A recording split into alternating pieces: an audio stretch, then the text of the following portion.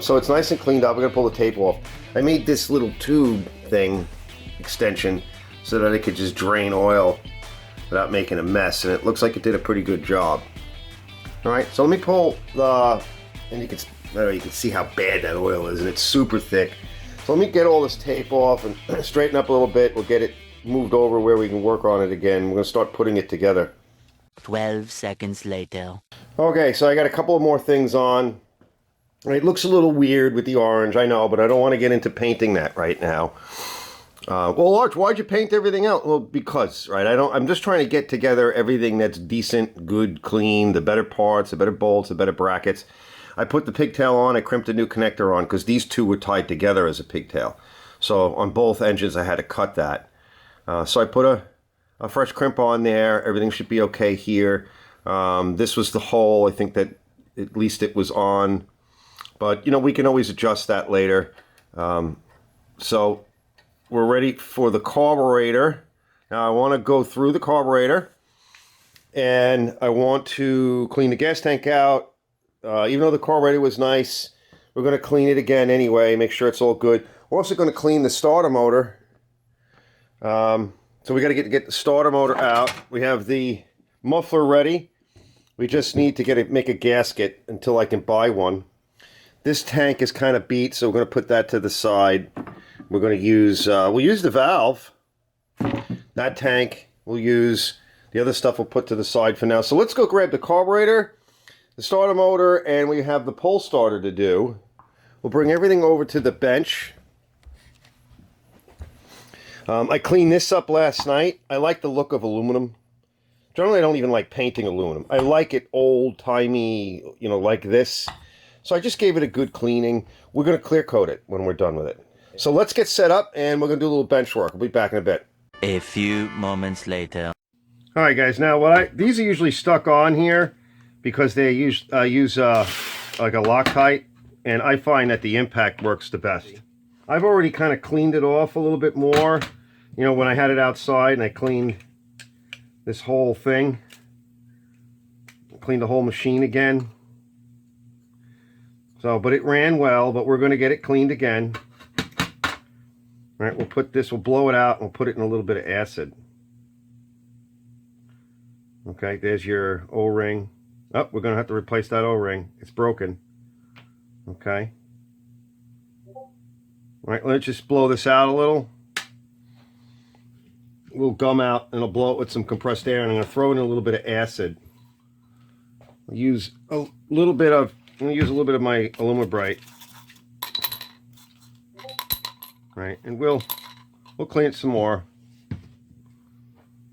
Okay, now let's get this off. And I think I had already cleaned some of these brackets on another carburetor and painted them, so we'll use those. I'm glad I took it apart, because that O-ring is going to be a problem. Now this guy, so we had it in how far? We had it in almost one turn. And this one has a nice adjustable on it. Now there's usually a washer in there. I get my pick. And there's usually a washer and an O-ring.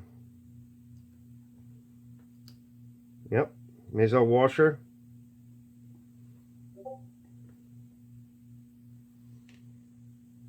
And there's our O-ring. It's a seal. It's okay, it's in good shape, so we'll hold on to that. And there's some old fuel. Okay, that's in great shape. Look at that. Let's just wipe that off. Want to make sure we clean out our gas tank too. And we're using a different tank anyway, so this is already pretty clean. Okay, let's take our, somebody replaced that already. Okay. That's a brass tube, and they can be difficult to get out, and there's no reason to try to take this one out, so we're not going to. So really don't need to do too much. We'll put a little bit of our solvent over it, just so we could slosh, something to slosh around, just to get like this stuff clean. I don't know, I have a number of carburetors out. We've been going through these Tecumsehs like crazy, and it's great because I'm able to see what I have and put it away, put whatever I can away and use whatever we can. These are the bolts for it. 5 minutes later.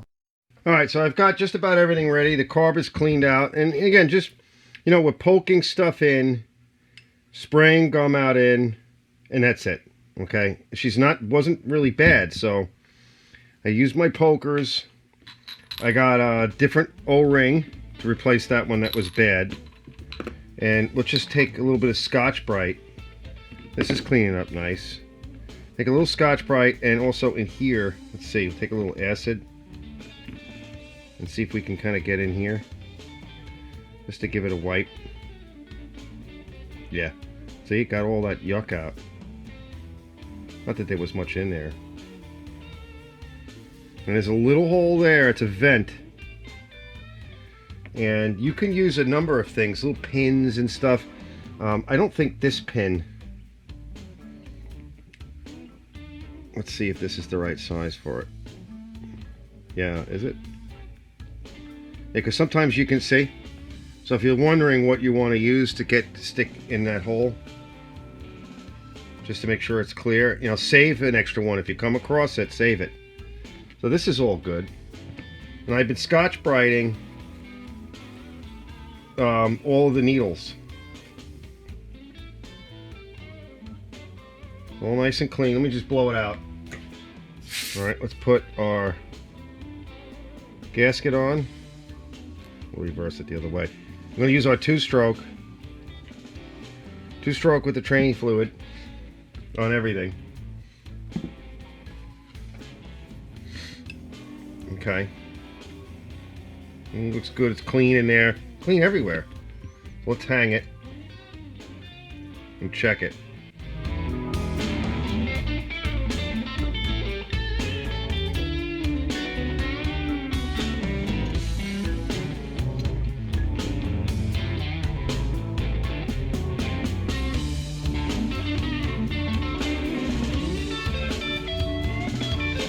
Perfect.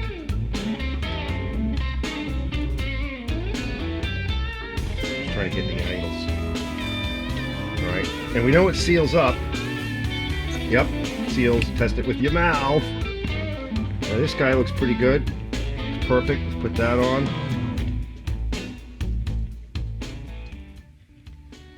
Put your two-stroke.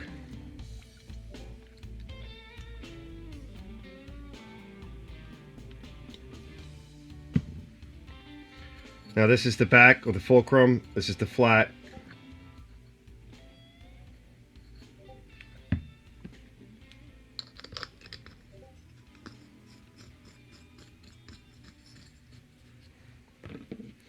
Was that 7/16? Yeah, look how nice and clean that came.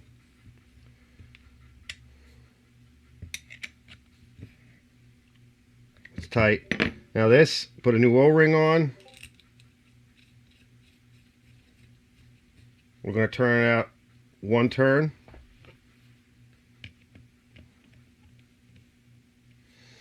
That should be enough. We'll adjust it later. We got this guy. So remember, I also cleaned that one too. We got a washer. And then we have our O-ring. In this case, it's more of a flat. Thread that down there. Put some of your two-stroke on. Just hose it down. One turn.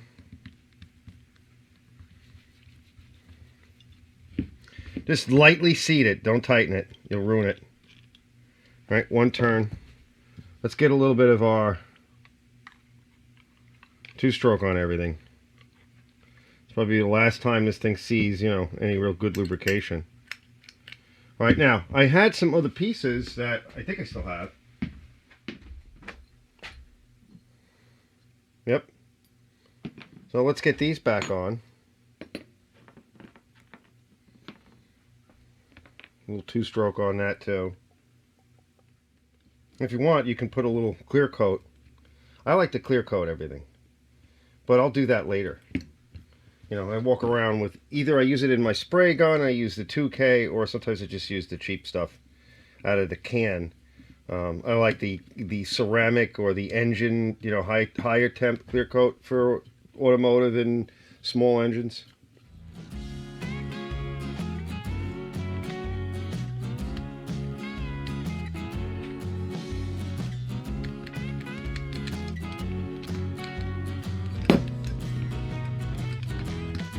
Just hand tight. Done. Right? So you can get at it. Okay, guys, what do you think? All right, we have our gasket here. All right, it looks like it's okay. You know what? It's a little dry. Let's make a fresh one because it's dry. I see a crack. So we need to make a fresh gasket. There might be another one on the other machine. So I'm going to go poke at that. All right, let me put this to the side. We're going to run this over to the other table. I'll be back in a minute, and we're going to look at the starter motor. Okay, so we know this worked. All right, so all we need to do is we're just going to clean it up a little bit, get some of the junk off of it, and we're going to put motor oil in. Now this is my 2-stroke,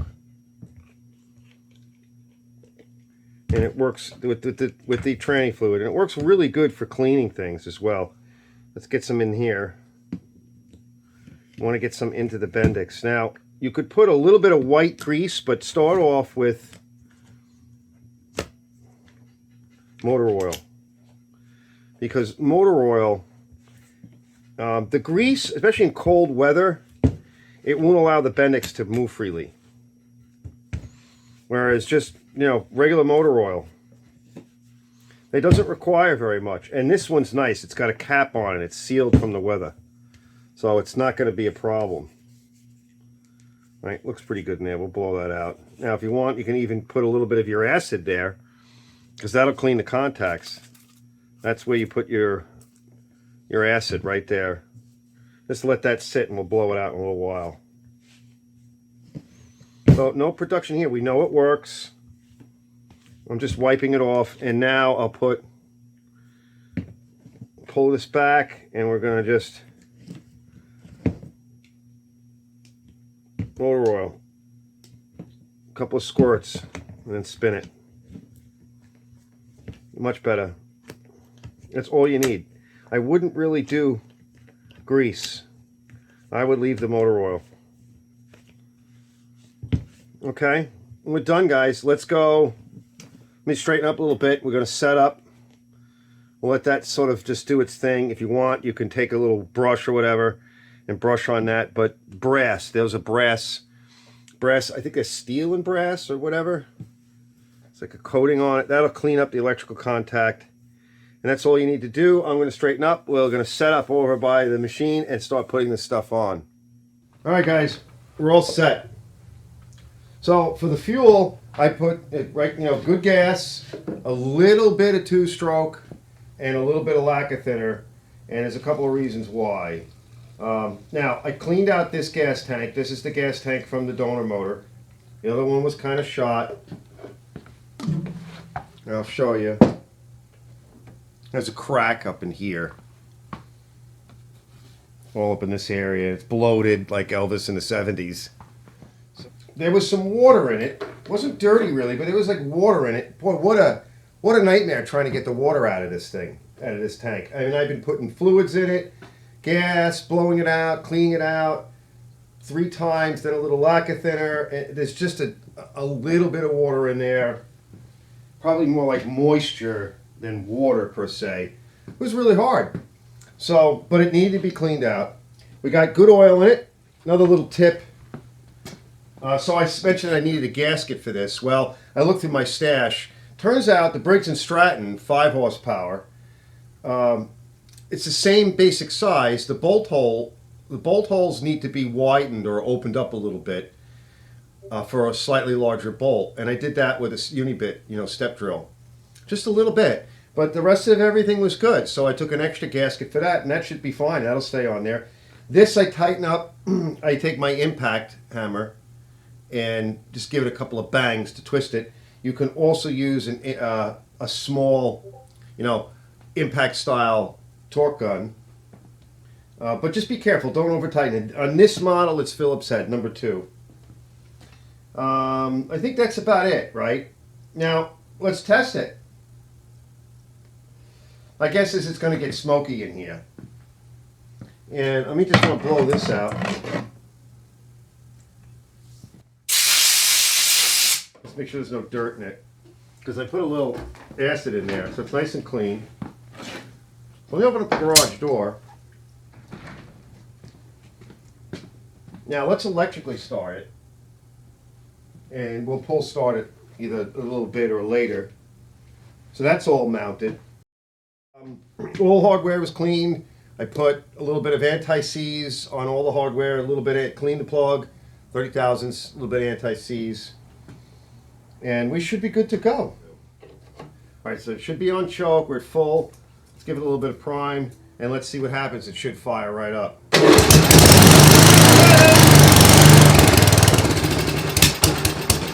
Get it off a choke. A little prime. Question is there enough gas in it? Should be. I didn't put a lot of gas in.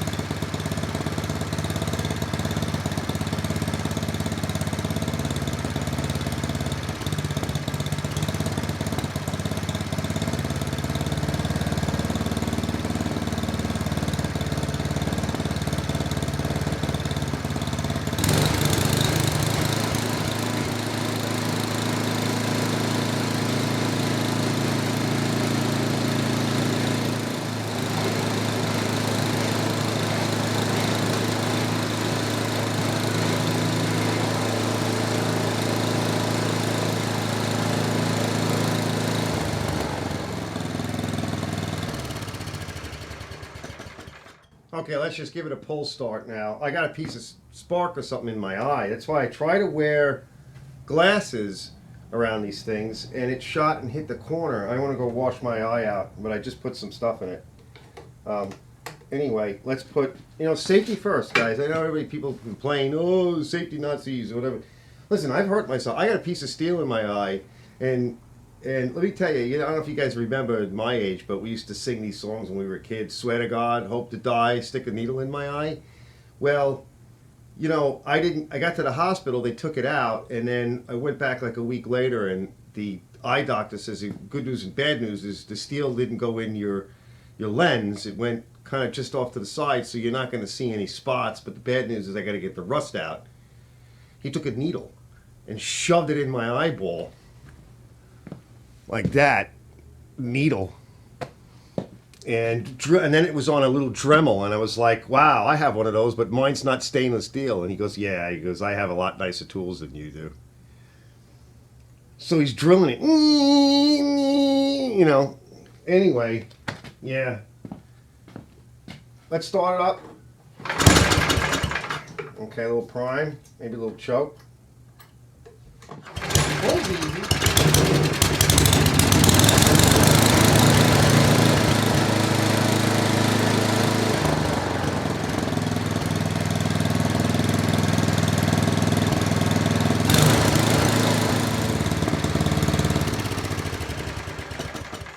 This thing runs really good. This is another one of, it was one I did the other day or a week ago that was a 5 horsepower and it ran beautiful. This thing runs beautiful. I'm really happy. Look at it. I mean, listen to it. That little bit of nonsense in the beginning, probably a little bit of the water or whatever, that had to pass through, and you can see all of a sudden she started to run bad, and then she started to run really good. So we're probably past that, like a bad kidney stone. So the next thing to do is just, I'm going to spray a little bit of clear on the carb, keep it nice, a little clear on this, and a little clear around the motor.